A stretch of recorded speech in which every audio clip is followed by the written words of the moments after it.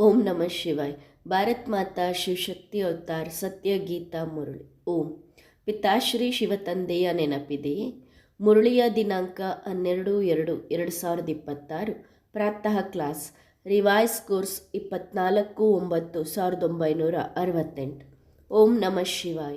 ಬುದ್ಧಿವಂತ ಮಕ್ಕಳೇ, ಈಗ ನೋಡಿ, ಸ್ವಲ್ಪ ಮಾತಿನಲ್ಲೇ ಮಕ್ಕಳು ಏನು ಮಾಡುತ್ತಾರೆ? ಬಹಳ ಕೋಪ ಮಾಡಿಕೊಳ್ಳುತ್ತಾರೆ. ದೇಹಾಭಿಮಾನ ಇದೆಯಲ್ಲವೇ? ದೇಹಿ ಅಭಿಮಾನಿಗಳಂತೂ ಯಾರೂ ಇಲ್ಲ. ಪುರುಷಾರ್ಥ ಮಾಡಬೇಕು. ಹಣೆ ಬರಹದಲ್ಲಿ ಏನಿದೆಯೋ ಅದು ಆಗುತ್ತದೆ ಎಂದು ಹೇಳಬಾರದು. ಪುರುಷಾರ್ಥಿಗಳು ಈಗೆಂದಿಗೂ ಹೇಳುವುದಿಲ್ಲ. ಅವರು ಪುರುಷಾರ್ಥ ಮಾಡುತ್ತಲೇ ಇರುತ್ತಾರೆ. ಓಂ ನಮಃ ಶಿವಾಯ. ಮಕ್ಕಳಿಗೆ ಯೋಗ ಕಲಿಸಲಾಯಿತು ಮತ್ತು ಎಲ್ಲ ಕಡೆ ಎಲ್ಲರೂ ತಾವಾಗಿಯೇ ಕಲಿಯುತ್ತಾರೆ. ಕಲಿಸುವಂತಹ ತಂದೆ ಇರುವುದಿಲ್ಲ. ಒಬ್ಬರಿಗೊಬ್ಬರು ತಾವಾಗಿಯೇ ಕಲಿಸಿಕೊಡುತ್ತಾರೆ. ಆದರೆ ಇಲ್ಲಿ ತಂದೆ ಮಕ್ಕಳಿಗೆ ಕಲಿಸುತ್ತಾರೆ. ಅಲ್ಲಿಗೂ ಇಲ್ಲಿಗೂ ಹಗಲು ರಾತ್ರಿಯ ವ್ಯತ್ಯಾಸವಿದೆ. ಅಲ್ಲಿ ಬಹಳ ಮಿತ್ರ ಸಂಬಂಧಿಗಳು, ವ್ಯಾಪಾರ ಇತ್ಯಾದಿ ನೆನಪಿಗೆ ಬರುತ್ತಿರುತ್ತವೆ. ಅಲ್ಲಿ ಅಷ್ಟು ನೆನಪು ಮಾಡಲು ಸಾಧ್ಯವಿಲ್ಲ. ಆದ್ದರಿಂದ ದೇಹಿ ಅಭಿಮಾನಿಗಳಾಗುವುದು ಬಹಳ ಕಷ್ಟವಾಗುತ್ತದೆ. ಇಲ್ಲಿ ನೀವು ದೇಹಿ ಅಭಿಮಾನಿಗಳಾಗಿ ಬಹಳ ಬೇಗನೆ ಆಗಬೇಕು. ಆದರೆ ಬಹಳಷ್ಟು ಜನರಿದ್ದಾರೆ, ಅವರಿಗೆ ಏನೂ ಗೊತ್ತಿಲ್ಲ. ಶಿವಬಾಬಾ ನಮ್ಮ ಸೇವೆ ಮಾಡುತ್ತಿದ್ದಾರೆ. ನಮಗೆ ಹೇಳುತ್ತಾರೆ, ತಮ್ಮನ್ನು ಆತ್ಮ ಎಂದು ತಿಳಿದುಕೊಳ್ಳಿ, ತಂದೆಯನ್ನು ನೆನಪು ಮಾಡಿ. ಯಾವ ತಂದೆ ಇವರಲ್ಲಿ ವಿರಾಜಮಾನರಾಗಿದ್ದಾರೋ, ಇಲ್ಲಿ ವಿರಾಜಮಾನರಾಗಿದ್ದಾರೋ ಅವರನ್ನು ನಾವು ನೆನಪು ಮಾಡಬೇಕಾಗುತ್ತದೆ. ಬಹಳಷ್ಟು ಮಕ್ಕಳಿದ್ದಾರೆ, ಅವರಿಗೆ ಈ ನಿಶ್ಚಯವೇ ಇಲ್ಲ. ಶಿವಬಾಬಾ ಬ್ರಹ್ಮನ ತನುವಿನಲ್ಲಿ ಬಂದು ನಮಗೆ ಕಲಿಸುತ್ತಿದ್ದಾರೆ ಎಂದು. ಹೇಗೆ ಬೇರೆಯವರು ಹೇಳುತ್ತಾರೆ, ನಾವು ಹೇಗೆ ನಿಶ್ಚಯ ಮಾಡಿಕೊಳ್ಳುವುದು ಎಂದು. ಹಾಗೆಯೇ ಇಲ್ಲೂ ಇದ್ದಾರೆ. ಒಂದು ವೇಳೆ ಪೂರ್ಣ ನಿಶ್ಚಯವಿದ್ದರೆ ಬಹಳ ಪ್ರೀತಿಯಿಂದ ತಂದೆಯನ್ನು ನೆನಪು ಮಾಡುತ್ತಿದ್ದರು. ಏಕೆಂದರೆ ಇಡೀ ವಿಶ್ವವನ್ನು ಪಾವನವನ್ನಾಗಿ ಮಾಡಬೇಕಲ್ಲವೇ? ಯೋಗದಲ್ಲೂ ಕೊರತೆ ಇದೆ, ಅಂದರೆ ಜ್ಞಾನದಲ್ಲೂ ಕೊರತೆ ಇದೆ. ಅವರು ಕೇಳಿಸಿಕೊಳ್ಳುತ್ತಾರೆ, ಆದರೆ ಧಾರಣೆ ಆಗುವುದಿಲ್ಲ. ಧಾರಣೆ ಆದರೆ ನಂತರ ಬೇರೆಯವರಿಗೂ ಧಾರಣೆ ಮಾಡಿಸುತ್ತಾರೆ. ಬಾಬಾ ತಿಳಿಸಿದ್ದರು, ಅವರು ಕಾನ್ಫರೆನ್ಸ್ ಇತ್ಯಾದಿ ಮಾಡುತ್ತಿರುತ್ತಾರೆ. ವಿಶ್ವದಲ್ಲಿ ಶಾಂತಿ ಬಯಸುತ್ತಾರೆ. ಆದರೆ ವಿಶ್ವದಲ್ಲಿ ಶಾಂತಿ ಯಾವಾಗ ಇತ್ತು, ಯಾವ ರೀತಿಯದ್ದಾಗಿತ್ತು ಎಂದು ಅವರಿಗೆ ಏನೂ ಗೊತ್ತಿಲ್ಲ. ಯಾವ ರೀತಿಯ ಶಾಂತಿ ಇತ್ತು ಅದೇ ಬೇಕಲ್ಲವೇ? ಇದನ್ನು ನೀವು ಮಕ್ಕಳೇ ತಿಳಿದುಕೊಂಡಿದ್ದೀರಿ. ವಿಶ್ವದಲ್ಲಿ ಸುಖ ಶಾಂತಿಯ ಸ್ಥಾಪನೆ ಈಗ ಆಗುತ್ತಿದೆ. ತಂದೆ ಬಂದಿದ್ದಾರೆ. ಹೇಗೆ ಈ ದಿಲ್ವಾಡ ಮಂದಿರವಿದೆ, ಆದಿದೇವನೂ ಇದ್ದಾರೆ, ಮತ್ತೆ ಮೇಲೆ ವಿಶ್ವದಲ್ಲಿ ಶಾಂತಿಯ ದೃಶ್ಯವೂ ಇದೆ. ಎಲ್ಲೇ ಕಾನ್ಫರೆನ್ಸ್ ಇತ್ಯಾದಿಗಳಿಗೆ ನಿಮ್ಮನ್ನು ಕರೆದರೆ ನೀವು ಅವರಿಗೆ ಕೇಳಿ, ವಿಶ್ವದಲ್ಲಿ ಶಾಂತಿ ಯಾವ ರೀತಿಯದ್ದು ಬೇಕು? ಆ ಲಕ್ಷ್ಮೀನಾರಾಯಣರ ರಾಜ್ಯದಲ್ಲಿ ವಿಶ್ವದಲ್ಲಿ ಶಾಂತಿ ಇತ್ತಲ್ಲವೇ? ಅದು ದಿಲ್ವಾಡ ಮಂದಿರದಲ್ಲಿ ಸಂಪೂರ್ಣ ಯಾದಗಾರಾಗಿದೆ. ವಿಶ್ವದಲ್ಲಿ ಶಾಂತಿಯ ಉದಾಹರಣೆ ಬೇಕಲ್ಲವೇ? ಲಕ್ಷ್ಮೀನಾರಾಯಣರ ಚಿತ್ರದಿಂದಲೂ ತಿಳಿದುಕೊಳ್ಳುವುದಿಲ್ಲ. ಕಲ್ಲು ಬುದ್ಧಿಯವರಾಗಿದ್ದಾರೆ. ಆದ್ದರಿಂದ ಅವರಿಗೆ ತಿಳಿಸಬೇಕು, ನಾವು ವಿಶ್ವದಲ್ಲಿ ಶಾಂತಿಯ ಸ್ಯಾಂಪಲ್ ಈ ಒಂದು ಲಕ್ಷ್ಮೀನಾರಾಯಣರಾಗಿದ್ದಾರೆ ಎಂದು ತಿಳಿಸಬಹುದು. ಮತ್ತು ಅವರ ರಾಜಧಾನಿಯನ್ನು ನೋಡಲು ಬಯಸುವುದಾದರೆ ಅದನ್ನು ದಿಲ್ವಾಡ ಮಂದಿರದಲ್ಲಿ ಹೋಗಿ ನೋಡಿ. ಮಾಡೆಲನ್ನೇ ತೋರಿಸಲಾಗುವುದಲ್ಲವೇ? ಅದನ್ನು ಹೋಗಿ ಅಬುವಿನಲ್ಲಿ ನೋಡಿ. ಮಂದಿರ ಕಟ್ಟಿದವರಿಗೆ ಸ್ವತಃ ಗೊತ್ತಿಲ್ಲ. ಯಾರು ಕುಳಿತು ಈ ಯಾದಗಾರ್ ಮಾಡಿದ್ದಾರೋ ಅವರೇ ತಿಳಿದುಕೊಂಡಿಲ್ಲ. ಅದಕ್ಕೆ ದಿಲ್ವಾಡ ಮಂದಿರ ಎಂದು ಹೆಸರಿಟ್ಟಿದ್ದಾರೆ. ಆದಿದೇವನನ್ನು ಕೂರಿಸಿದ್ದಾರೆ. ಮೇಲೆ ಚಾವಣಿಯಲ್ಲಿ ಸ್ವರ್ಗವನ್ನು ತೋರಿಸಿದ್ದಾರೆ. ಹೇಗೆ ಅದು ಜಡವಾಗಿದೆಯೋ ಹಾಗೆ ನೀವು ಚೈತನ್ಯವಾಗಿದ್ದೀರಿ. ಇವರಿಗೆ ಚೈತನ್ಯ ದಿಲ್ವಾಡ ಎಂದು ಹೆಸರು ಬರೆಯಬಹುದು. ಆದರೆ ಎಷ್ಟು ಜನಸಂದಣಿಯಾಗಬಹುದು ಎಂದು ಗೊತ್ತಿಲ್ಲ. ಮನುಷ್ಯರೇ ಗೊಂದಲಕ್ಕೀಡಾಗಬಹುದು, ಇದೇನಿದು ಎಂದು. ಜ್ಞಾನ ತಿಳಿಸುವುದರಲ್ಲಿ ಬಹಳ ಪರಿಶ್ರಮ ಪಡಬೇಕಾಗುತ್ತದೆ. ಬಹಳಷ್ಟು ಮಕ್ಕಳು ಸಹ ಅರ್ಥ ಮಾಡಿಕೊಳ್ಳುವುದಿಲ್ಲ. ಬಲೆ ಹತ್ತಿರದಲ್ಲೇ ಕುಳಿತಿದ್ದಾರೆ, ಆದರೆ ಏನು ಅರ್ಥ ಮಾಡಿಕೊಳ್ಳುವುದಿಲ್ಲ. ಎಮ್ಮೆ ಬುದ್ಧಿಯಂತಿದ್ದಾರೆ. ಹೇಗೆ ಮುಂಬೈನಲ್ಲಿ ಚಿತ್ರ ಪ್ರದರ್ಶನ ನಡೆಯುತ್ತಿದೆ. ಅನೇಕ ಪ್ರಕಾರದ ಮನುಷ್ಯರು ಹೋಗುತ್ತಾರಲ್ಲವೇ. ಬಹಳಷ್ಟು ಮಠ ಪಂಥಗಳಿವೆ. ವೈಷ್ಣವ ಧರ್ಮದವರೂ ಇದ್ದಾರೆ. ವೈಷ್ಣವ ಧರ್ಮದ ಅರ್ಥವನ್ನು ತಿಳಿದುಕೊಂಡಿಲ್ಲ. ಕೃಷ್ಣನಿಗೆ ಮಾಲೀಕತನ ಎಲ್ಲಿಂದ ಸಿಕ್ಕಿತು? ಇದು ಅವರಿಗೆ ಗೊತ್ತೇ ಇಲ್ಲ. ಕೃಷ್ಣನ ರಾಜ್ಯಕ್ಕೆ ಸ್ವರ್ಗ ವೈಕುಂಠ ಎಂದು ಹೇಳಲಾಗುತ್ತದೆ. ಆದರೆ ಕಲ್ಲು ಬುದ್ಧಿಯ ಮನುಷ್ಯರು ಕಷ್ಟಪಟ್ಟು ಅರ್ಥ ಮಾಡಿಕೊಳ್ಳುತ್ತಾರೆ. ಬಾಬಾ ಹೇಳಿದ್ದರು, ಎಲ್ಲಿ ಕರೆ ಬರುತ್ತದೆಯೋ ಅಲ್ಲಿ ಹೋಗಿ ನೀವು ಜ್ಞಾನವನ್ನು ತಿಳಿಸಿರಿ. ವಿಶ್ವದಲ್ಲಿ ಶಾಂತಿ ಯಾವಾಗ ಇತ್ತು ಎಂದು ತಿಳಿಸಿರಿ. ಅಬುವೇ ಅತ್ಯಂತ ಶ್ರೇಷ್ಠ ತೀರ್ಥಸ್ಥಾನವಾಗಿದೆ. ಏಕೆಂದರೆ ಇಲ್ಲೇ ತಂದೆ ವಿಶ್ವದ ಸದ್ಗತಿ ಮಾಡುತ್ತಾರೆ. ಅದು ಅಬು ಪರ್ವತದ ಮೇಲೆ. ಅದರ ಸ್ಯಾಂಪಲ್ ನೋಡಬೇಕೆಂದರೆ ಹೋಗಿ ದಿಲ್ವಾಡ ಮಂದಿರ ನೋಡಿ. ವಿಶ್ವದಲ್ಲಿ ಶಾಂತಿ ಹೇಗೆ ಸ್ಥಾಪನೆ ಮಾಡಲಾಗಿತ್ತು ಎಂದು ಮಾದರಿಯನ್ನು ತೋರಿಸಲಾಗಿದೆ. ಇದನ್ನು ಕೇಳಿ ಅವರು ಬಹಳ ಖುಷಿಪಡುತ್ತಾರೆ. ನೀವು ಹೇಳುತ್ತೀರಿ, ಆದಿದೇವ ಈ ಪ್ರಜಾಪಿತ ಬ್ರಹ್ಮ ನಮ್ಮ ತಂದೆಯಾಗಿದ್ದಾರೆ. ನೀವು ತಿಳಿಸಿದರೂ ಅವರು ಅರ್ಥ ಮಾಡಿಕೊಳ್ಳುವುದಿಲ್ಲ. ಅವರು ಹೇಳುತ್ತಾರೆ, ಗೊತ್ತಿಲ್ಲ ಇವರು ಏನು ಹೇಳುತ್ತಿದ್ದಾರೆ ಎಂದು. ನಿಮಗೆ ಗೊತ್ತಿದೆ ಅವರು ನಂಬರ್ 1 ಮೂರ್ಖರಾಗಿದ್ದಾರೆ. ಅವರು ಮತ್ತೆ ನಿಮ್ಮನ್ನು ಮೂರ್ಖರೆಂದು ತಿಳಿದುಕೊಳ್ಳುತ್ತಾರೆ. ಆದ್ದರಿಂದ ಈಗ ನೀವು ಮಕ್ಕಳು ಅಬುವಿನ ಬಹಳ ಶ್ರೇಷ್ಠ ಮಹಿಮೆ ಮಾಡಿ ತಿಳಿಸಬೇಕು. ಅಬು ಅತಿ ದೊಡ್ಡ ತೀರ್ಥಸ್ಥಾನವಾಗಿದೆ. ಬಾಂಬೆಯಲ್ಲೂ ತಿಳಿಸಬಹುದು. ಅಬು ಪರ್ವತ ಎಲ್ಲಕ್ಕಿಂತ ದೊಡ್ಡ ತೀರ್ಥಸ್ಥಾನವಾಗಿದೆ. ಏಕೆಂದರೆ ಪರಮಪಿತ ಅಬುವಿನಲ್ಲಿ ಬಂದು ಸ್ವರ್ಗದ ಸ್ಥಾಪನೆ ಮಾಡಿದ್ದಾರೆ. ಹೇಗೆ ಸ್ವರ್ಗದ ರಚನೆ ಮಾಡುತ್ತಾರೆ, ಆ ಸ್ವರ್ಗದ ಮತ್ತು ಆದಿದೇವನ ಮಾಡೆಲ್ ಕೂಡ ಅಬುವಿನಲ್ಲಿದೆ. ಇದನ್ನು ಯಾವ ಮನುಷ್ಯರು ಅರ್ಥ ಮಾಡಿಕೊಳ್ಳುವುದಿಲ್ಲ. ನಮಗೆ ಈಗ ಗೊತ್ತಿದೆ, ಆದರೆ ನಿಮಗೆ ಗೊತ್ತಿಲ್ಲ. ಆದ್ದರಿಂದ ನಾವು ನಿಮಗೆ ತಿಳಿಸುತ್ತೇವೆ. ಮೊದಲು ಕೇಳಿ, ನೀವು ವಿಶ್ವದಲ್ಲಿ ಶಾಂತಿ ಯಾವ ರೀತಿಯದ್ದು ಬಯಸುತ್ತಿದ್ದೀರಿ ಎಂದು. ಯಾವಾಗ ನೋಡಿದ್ದೀರಿ ಆ ಶಾಂತಿಯನ್ನು? ವಿಶ್ವದಲ್ಲಿ ಶಾಂತಿಯು ಅವರ ರಾಜ್ಯದಲ್ಲಿತ್ತು, ಅಂದರೆ ಲಕ್ಷ್ಮೀನಾರಾಯಣರ ರಾಜ್ಯದಲ್ಲಿತ್ತು. ಅಲ್ಲಿ ಒಂದೇ ಆದಿ ಸನಾತನ ದೇವಿ ದೇವತಾ ಧರ್ಮವಿತ್ತು. ಅವರ ವಂಶಾವಳಿಯ ರಾಜ್ಯವಿತ್ತು.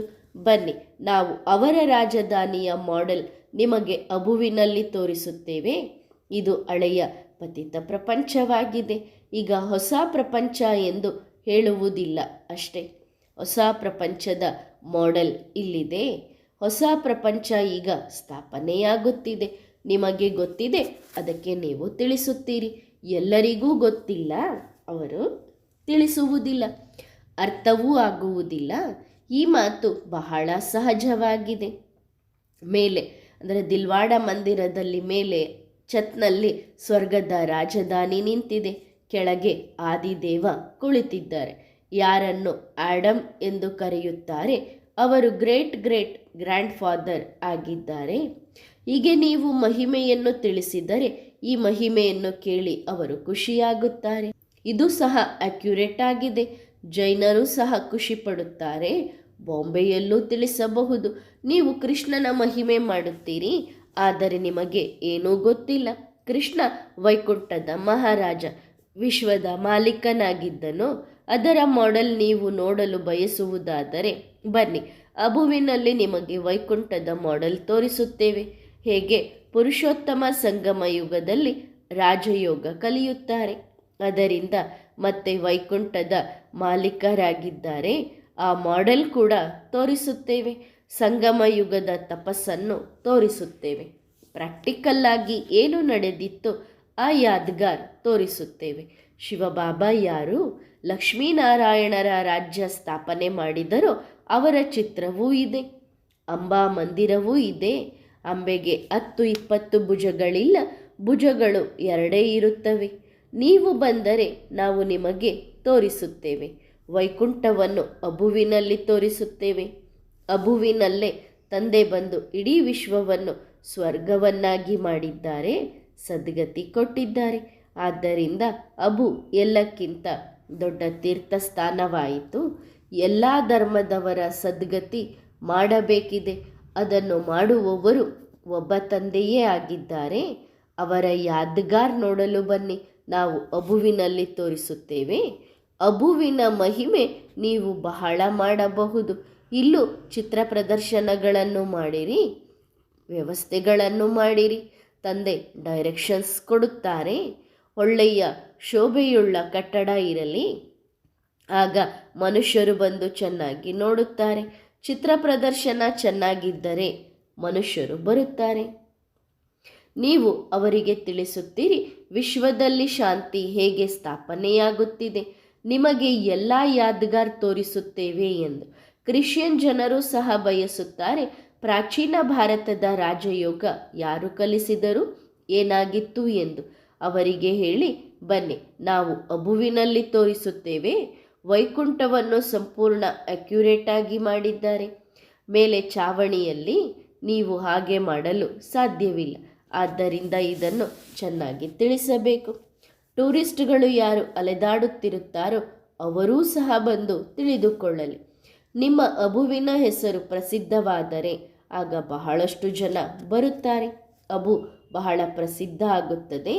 ನಿಮ್ಮ ಸಹಾಯವಿಲ್ಲದೆ ಒಂದಿಂಚು ಅಲುಗಾಡಲು ಸಾಧ್ಯವಿಲ್ಲ. ಎಲ್ಲೇ ಆಮಂತ್ರಣ ಸಿಕ್ಕರೂ ವಿಶ್ವದಲ್ಲಿ ಶಾಂತಿ ಹೇಗೆ ಆಗುತ್ತದೆ ಎಂದು ಅವರಿಗೆ ತಿಳಿಸಿರಿ. ಆಗ ಹೇಳಬೇಕು, ಅದು ಯಾವಾಗ ಇತ್ತು, ಹೇಗಿತ್ತು, ಬನ್ನಿ ನಾವು ತಿಳಿಸುತ್ತೇವೆ. ಮಾಡೆಲ್ ಇತ್ಯಾದಿ ಎಲ್ಲವನ್ನು ತೋರಿಸಬೇಕು. ಇಂತಹ ಮಾಡೆಲ್ ಬೇರೆಲ್ಲೂ ಇಲ್ಲ. ಈ ಅಬುವೆ ಎಲ್ಲಕ್ಕಿಂತ ದೊಡ್ಡ ತೀರ್ಥಸ್ಥಾನವಾಗಿದೆ. ಇದರಲ್ಲಿ ತಂದೆಯೇ ಬಂದು ವಿಶ್ವದಲ್ಲಿ ಶಾಂತಿ, ಎಲ್ಲರ ಸದ್ಗತಿ ಮಾಡಿದ್ದಾರೆ. ಈ ಮಾತುಗಳು ಬೇರೆ ಯಾರಿಗೂ ಗೊತ್ತಿಲ್ಲ. ನಿಮ್ಮಲ್ಲೂ ನಂಬರ್ ವಾರ್ ಇದ್ದಾರೆ. ಬಲೆ ದೊಡ್ಡ ದೊಡ್ಡ ಮಹಾರಥಿಗಳು, ಮ್ಯೂಸಿಯಂ ನೋಡಿಕೊಳ್ಳುವವರಿದ್ದಾರೆ.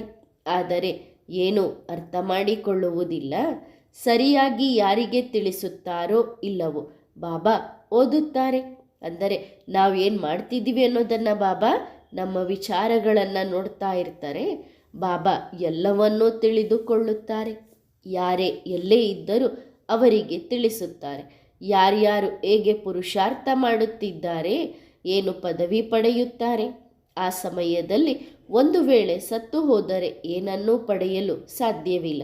ನೆನಪಿನ ಯಾತ್ರೆಯ ಪರಿಶ್ರಮವನ್ನು ಅವರು ಅರ್ಥ ಮಾಡಿಕೊಳ್ಳಲು ಸಾಧ್ಯವಿಲ್ಲ. ತಂದೆ ದಿನ ಹೊಸ ಮಾತುಗಳನ್ನು ತಿಳಿಸುತ್ತಾರೆ. ಹೀಗೆ ತಿಳಿಸಿರಿ ಎಂದು ಹೇಳುತ್ತಾರೆ. ಅನ್ಯರನ್ನು ಕರೆದುಕೊಂಡು ಬನ್ನಿರಿ. ಇಲ್ಲಿ ಯಾದ್ಗಾರ್ ಕಾಯಮ್ಮಾಗಿದೆ. ತಂದೆ ಹೇಳುತ್ತಾರೆ, ನಾನು ಇಲ್ಲೇ ಇದ್ದೇನೆ. ಆದಿದೇವನು ಇಲ್ಲೇ ಇದ್ದಾರೆ. ಅಬುವಿನ ಬಹಳ ದೊಡ್ಡ ಮಹಿಮೆ ಆಗಲಿದೆ. ಅಬು ಗೊತ್ತಿಲ್ಲ ಏನಾಗುತ್ತದೆ ಹೇಗೆ ನೋಡಿ. ಕುರುಕ್ಷೇತ್ರವನ್ನು ಚೆನ್ನಾಗಿ ಮಾಡಲು ಕೋಟಿಗಟ್ಟಲೆ ಹಣ ಖರ್ಚು ಮಾಡುತ್ತಿರುತ್ತಾರೆ. ಎಷ್ಟೋ ಜನ ಅಲ್ಲಿ ಹೋಗಿ ಸೇರಿದ್ದಾರೆ.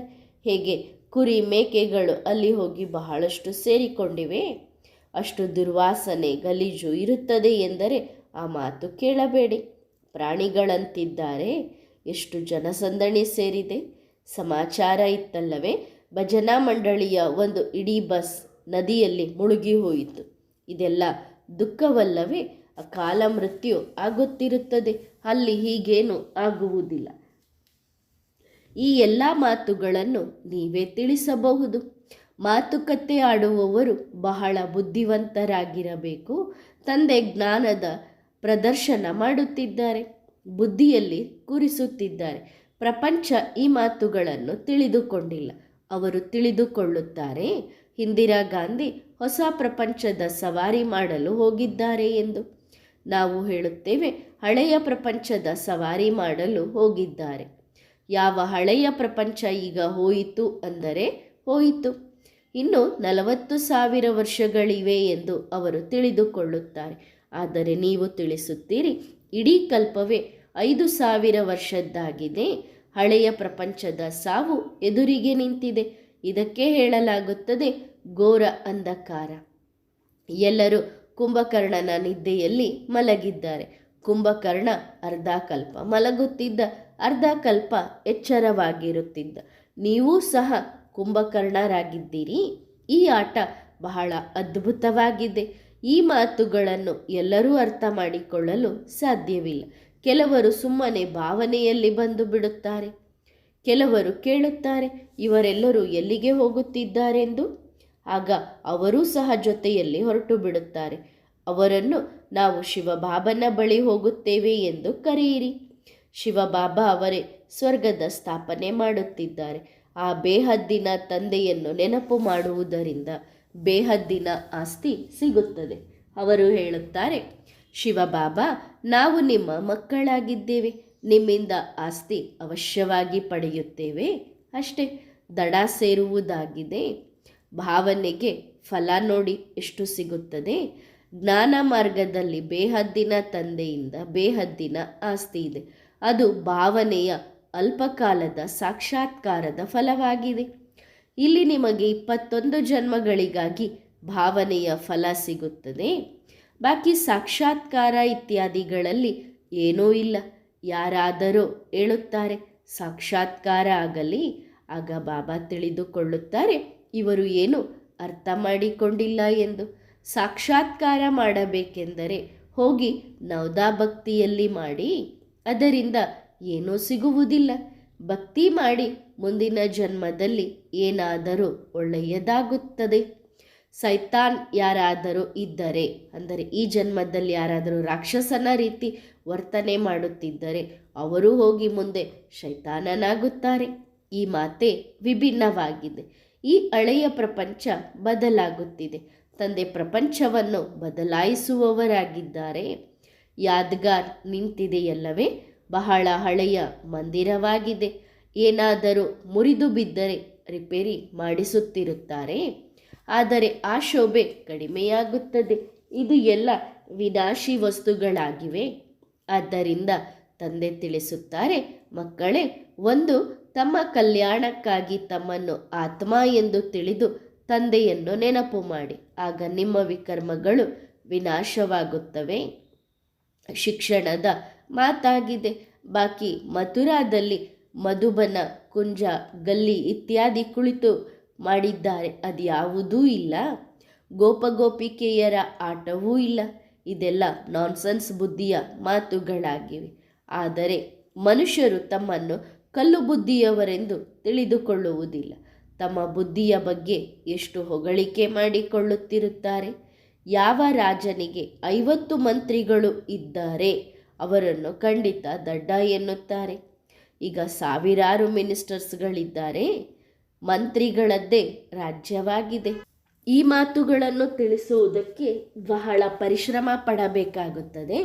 ಸಮಯ ಅಂತೂ ಇದೆಯಲ್ಲವೇ, ಒಂದೊಂದು ಪಾಯಿಂಟ್ಸ್ ಚೆನ್ನಾಗಿ ತಿಳಿಸಿರಿ. ಕಾನ್ಫರೆನ್ಸ್ ಇತ್ಯಾದಿಗಳಲ್ಲಿ ಯೋಗ ಇರುವವರು ಬೇಕು. ಕತ್ತಿಯಲ್ಲಿ ಹರಿತ ಇಲ್ಲದಿದ್ದರೆ ಯಾರಿಗೂ ಬಾಣ ತಗಲುವುದಿಲ್ಲ. ಆಗ ಬಾಬಾ ಕೂಡ ಹೇಳುತ್ತಾರೆ, ಇನ್ನೂ ತಡವಿದೆ. ಈಗಲೇ ಒಪ್ಪಿಕೊಂಡರೆ ಅವಶ್ಯವಾಗಿ ಪರಮಾತ್ಮ ಸರ್ವವ್ಯಾಪಿ ಅಲ್ಲ ಎಂದು. ಆಗ ಎಲ್ಲರ ಪಾದರಕ್ಷೆ ಬಂದು ಬೀಳುತ್ತದೆ. ಆದರೆ ಈಗ ಸಮಯವಿಲ್ಲ. ಈಗ ನೀವೇ ಸುಧಾರಿಸಿಲ್ಲ, ಇನ್ನು ಬೇರೆಯವರನ್ನು ಏನು ಸುಧಾರಿಸುವಿರಿ? ಒಂದು ಮುಖ್ಯ ಮಾತನ್ನು ಅರ್ಥ ಮಾಡಿಕೊಳ್ಳಿರಿ. ರಾಜಯೋಗವನ್ನು ತಂದೆ ಕಲಿಸಿದ್ದರು. ಯಾರು ಈ ಸಮಯದಲ್ಲಿ ಕಲಿಸುತ್ತಿದ್ದಾರೆ ಅವರ ಹೆಸರನ್ನೇ ಬದಲಾಯಿಸಿದ್ದಾರೆ. ಯಾರು ಈಗ ಸಂಪೂರ್ಣ ಪತಿತ ಕಪ್ಪಾಗಿದ್ದಾರೆ, ಎಷ್ಟು ದೊಡ್ಡ ತಪ್ಪಾಗಿದೆ ಅಂದರೆ ಆ ಕೃಷ್ಣನ ಹೆಸರನ್ನು ಹಾಕಿದ್ದಾರೆ ಗೀತೆಯಲ್ಲಿ. ತಂದೆ ತಿಳಿಸುತ್ತಾರೆ, ಈ ಸುಳ್ಳು ಶಾಸ್ತ್ರ ಇತ್ಯಾದಿ ಓದಿ ಓದಿ ನಿಮ್ಮ ದೋಣಿಯೇ ಮುಳುಗಿ ಹೋಗಿದೆ.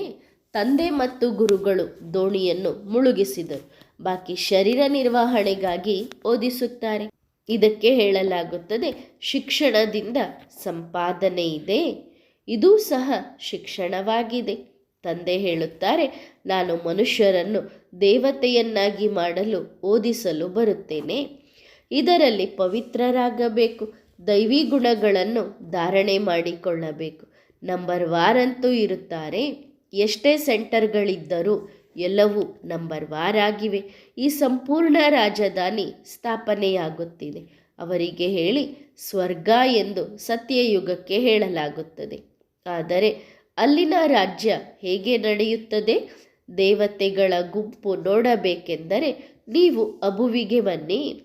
ಬೇರೆ ಯಾವ ಜಾಗವೂ ಇಲ್ಲ.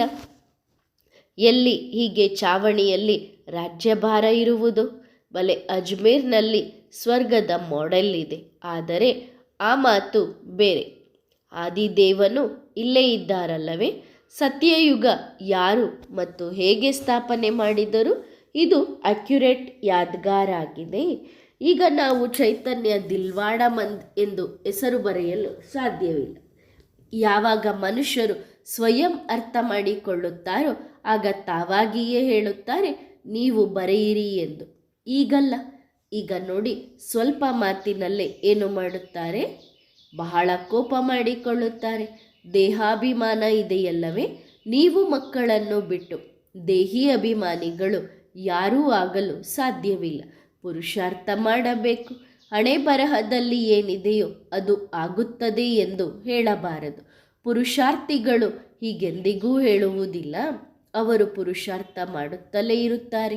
ನಂತರ ಯಾವಾಗ ಫೇಲ್ ಆಗುತ್ತಾರೋ ಆಗ ಹೇಳುತ್ತಾರೆ, ಅದೃಷ್ಟದಲ್ಲೇನಿದೆಯೋ ಅದು ಆಗುತ್ತದೆ. ಒಳ್ಳೆಯದು.